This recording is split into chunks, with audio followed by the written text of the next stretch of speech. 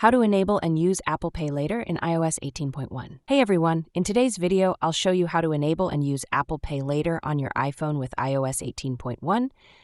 This feature is for you. Let's dive in. First, open the Wallet app and add your credit or debit card if you haven't already, by tapping the plus icon at the top right. And tap on Add Debit or Credit Card.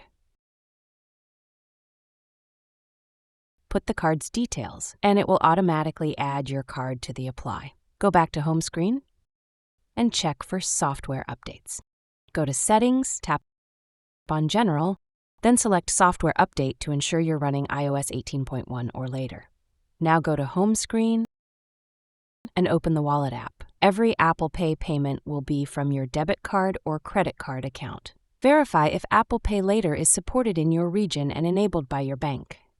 Open the Wallet AP and select your payment card. Look for the Apple Pay Later banner and tap Set Up. Follow the on-screen instructions to agree to terms and activate the feature. When shopping online or in apps, choose Apple Pay as your payment method. Tap Pay Later and select the number of installments you'd like. Confirm the plan and proceed with the purchase.